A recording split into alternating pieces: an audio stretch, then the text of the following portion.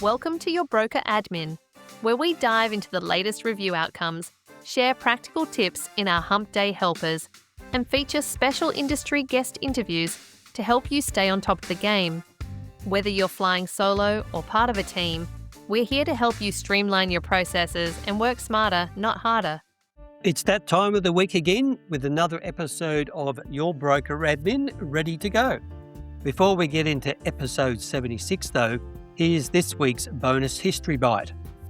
On this day in history, June 17th, we have tales of devotion, discovery, and a little accidental ingenuity. In 1631, Mumtaz Mahal dies during childbirth. Her husband, Mughal Emperor Shah Jahan I, then spends more than 20 years building her tomb, the Taj Mahal. A simple headstone was clearly not enough, putting all other husbands to shame.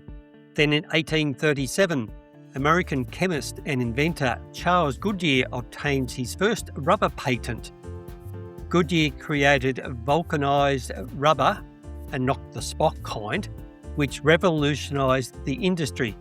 The breakthrough came after he accidentally dropped a mixture of rubber and sulfur onto a hot stove, discovering the process of vulcanization. These accidental discoveries really do seem to be a recurring theme.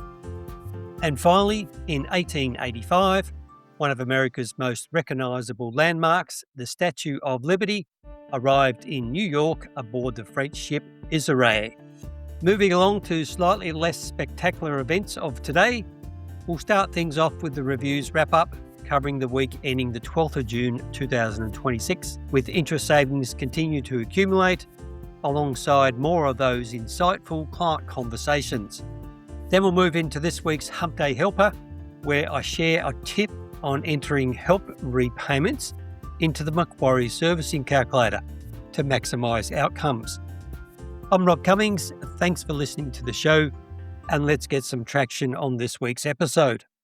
In this week's reviews wrap-up, we take a look at outcomes from the loan reviews completed during the week ending the 12th of June 2026. It was a bit quieter this week, with just 4 reviews resulting in rate reductions, generating around $2,000 in combined interest savings.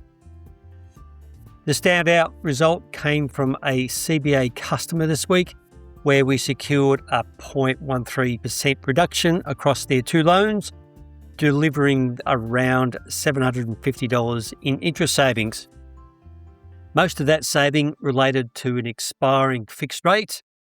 The interesting part was that the revert rate CBA initially offered was exactly the same as the existing rate on the other variable split before the rate reduction. So, somewhat strangely, CBA was happy to provide the 0.13% reduction on the existing variable rate split straight away, but not on the reverting portion of the loan. After escalating the request, they eventually matched the pricing.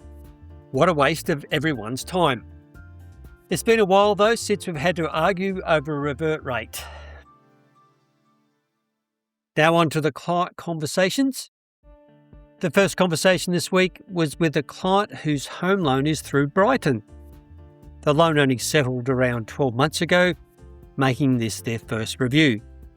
In fact, it's actually the first Brighton loan we've reviewed full stop. The review itself didn't result in a rate reduction. The rate is probably a bit higher than you'd like, given the relatively low LVR, but there's obviously a reason the loan sits with Brighton in the first place. We spent some time talking through the review process with the client and explaining the outcome, effectively reinforcing what the broker would have outlined when the loan originally settled. The interesting thing was that the client admitted they hadn't really thought much about the interest rate or even the value of the house. They'd relocated from Perth because their partner had finally had enough of the heat after living there for years. At the end of the call, they simply said they'd appreciated the review and the fact we'd taken the time to check in. The second conversation was with a client who has both an owner-occupied and investment loan through NAB. Both loans settled back in 2023 when they refinanced to assist with purchasing a property in Queensland. This review produced a 0.17% reduction on the investment loan rate, while the owner-occupied facility remained unchanged, already sitting on a pretty respectable 6.04% rate. We called to share the outcome, and what followed was one of those conversations that drifts well beyond interest rates. The client is an engineer by trade, very factual in the way they approach things. Their employment contract in Queensland is wrapping up in the coming weeks, and given the profit made on the Queensland property, they've decided to sell that property along with their original home in Tasmania.